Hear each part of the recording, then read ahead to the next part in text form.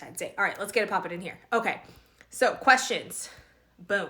Is it better to pin from Etsy or create a new pin? So if you have a Etsy shop, you can actually connect your Etsy shop to your Pinterest account. It's called Claim. I go over this in the course. I was going to make a graphic for you, pull the graphic from the course, but the layout was a little bit different and you couldn't read it. So if you are on an Etsy shop or you have an Etsy shop, you can create pins from your store or you can create new pins. I highly recommend creating both because you don't know what your audience is attracted to. You can get a new audience by creating your own pins and then reach a new audience that is there to shop by doing the shoppable pins. So I would say, let me put this down.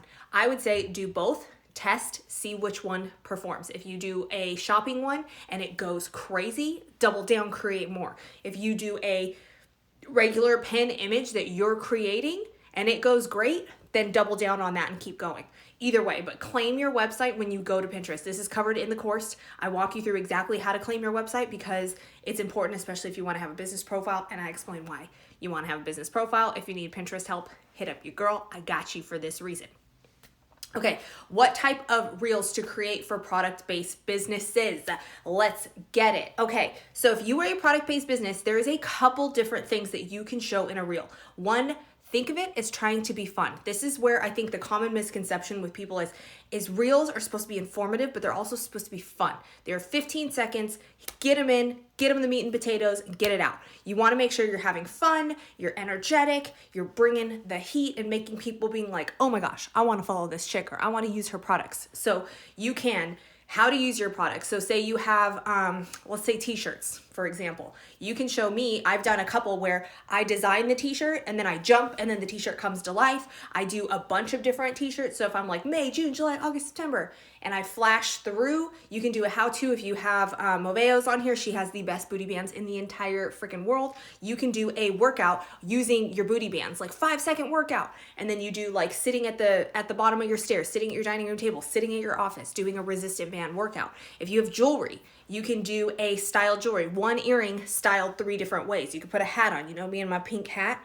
I feel like I'm talking really fucking fast, but it's okay. You can do the pink hat. You can do like cute with a jacket. You can do like a winter baby shower, whatever you want to do. Or if you're wrapping it up and you guys know, small business owners, I'm the same way. I just showed relating and creating yesterday. We always wrap it with a handwritten note. We put a little sticker. We put some care. We always put something extra inside of our gifts for our customers, whether that be a little bit of extra love or a dance or whatever. And you can show the process. I mean, show when you get an order. Show the face you make when your phone dings and it's like, ding, new order. And you're like, yes. Like, show that. And that is entertaining and that's where people connect to. So show the reel behind your business and show the how, but make it fun. And you don't need to have music. You can do voiceovers. They took away my music on Reels. I have no access to music anymore. The only way that I can get access to Reels music is if I go and save other people. So don't let the music feature, prevent you from doing Reels. Get creative.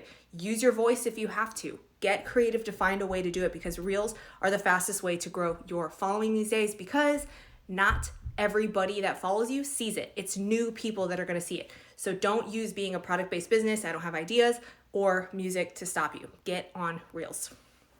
How to start attracting my ideal customer. I was just on a consulting call with a person and she was saying, I'm starting out. I need to figure out how to find my ideal customer. How the heck do I find it? I want to serve everybody. Don't we all? Don't we all, friends? So by wanting to serve everybody, your message will get lost in the crowd. But by saying you serve this person, you are going to create content for that person, and it's also going to appeal to other people. So a perfect thing that I've been using, let me get out here so I can drop the bomb on you. So when you're starting out I need to figure out how to make this smaller. Hold on. There we go. That works. How to start attracting my ideal customer for the new people joining the room. Here you go. So by creating content for that one person. My person is Lauren. I have a new customer because I'm launching a new side of my business. So I have Lauren. She is a small business owner. She's a stay-at-home mom. She's trying to figure out how she can make money and contribute to her family while also staying home. She has a brand new small business that she sells on Etsy. And she's like, okay, I have the Etsy part down, but now what? How do I get it out to more people? So that's where my content serves her. I tell her how to use social media. I tell her everything she needs to know about branding, what things I have used to grow my social media, how to show up and how to create a brand, whether it's by herself or whether it's for her company. So she is one of my customers. But by me sharing that, I have people who are, six-figure CEOs, coach, business coach, financial coach, motivation, everything. And they also find my content valuable because it's a fresh perspective on their business. Say they've been doing this for a while and they're like, hey, I kind of need some oomph. Like I'm helping one of my friends right now who is very successful and I'm telling her, hey, you need to revamp your shit. I'm sorry. It's not up to date with what you're doing. And I had to give her some tough love. She is attracted to my content because of my ideas, because of me, because of what I'm giving. I am not serving her. She's not my ideal customer. She's not Lauren. But I'm helping her because of my content. So don't think that you have to be vanilla and market to everybody because it doesn't work like that. You market to one person. You show up for that one person and then all these other people are still going to invest in you because they're like, dude, this girl's a shit. They're either going to resonate with you or not. So don't think you have to serve one person only and then there you go. Okay, next one. What type of content should I be pinning on Pinterest if I make jewelry? Okay, so you have a couple options here. You can, like I said, claim your website on Etsy because yes, do that. That is mandatory. Set up your business account on Pinterest so that way you can track everything, which, like I said, if you need help with Pinterest, hit your girl up. I got you. I made some shit. So I would show how to style your jewelry, how you can do a before and after. So I'm big on inspiration. So I draw a lot of inspiration from my teas. That is how I develop them. I go and I kind of search on Pinterest and I go and look on the internet and I get ideas. So you can show the motivation behind it. Like I said, my friend has a booty band company or fitness accessories and she'll see other accounts like artists and that's where she gets her motivation. So she shares that she gets a collab with somebody else. So if you are getting motivation or inspiration from other accounts, share that because that's a good relationship that you can build. You can cross promote. It's really good.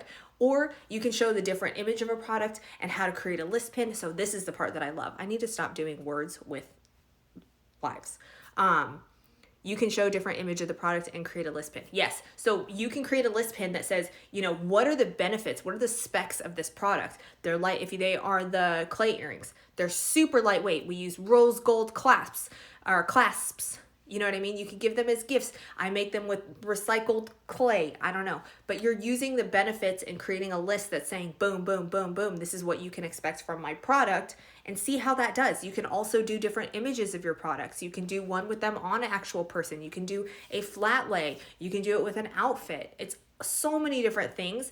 Go on Pinterest and go on social media and get ideas from other accounts. So if you are new to it, go to another account and see what they're doing and get inspiration. I'm not saying copy, needs to be said, but go in and see what they're doing. Get ideas. I go to other people. I'll type in hashtag shirt apparel or shirts or something, product photography, flat lace, so that I can get inspiration on how to take pictures of my products because I'm over here just like stacking them like that. And I'm like, oh, so pretty. But go and do the research so that way you can see exactly what type of content.